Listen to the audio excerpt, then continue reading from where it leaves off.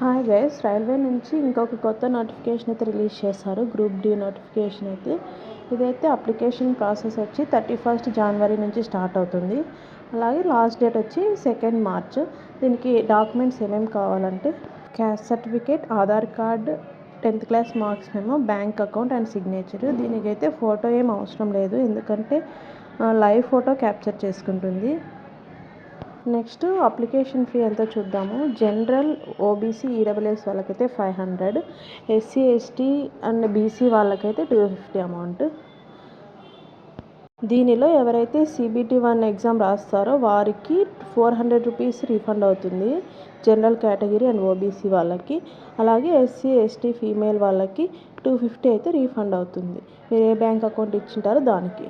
అలాగే దీనికి SC, ST వాళ్ళకైతే ఫ్రీ రైల్ పాస్ అయితే అడుగుతారు. దానికి మీరు క్యాస్ట్ సర్టిఫికేట్ అయితే అప్లోడ్ చేయాల్సి ఉంటుంది. Next coming to age limit. దీనికైతే 18 to 33 ఇయర్స్ అయితే ఉండాలి. అలాగే age relaxation as per notification, అంటే క్యాస్ట్ వైజ్ ఉంటుంది.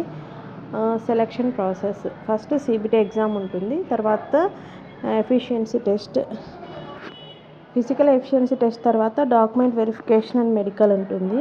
నెక్స్ట్ మనకి ఏ జాబ్స్లో వేకెన్సీస్ ఉందో చూద్దాము. దీనిలో అయితే assistant track machine, track maintainer, assistant points man, assistant, ఇవన్నీ వేకెన్సీస్ అయితే ఉన్నాయి. Thanks for watching my video. ఇందులో మీకు ఏమైనా డౌట్స్ ఉంటే you can ping me. Thank you.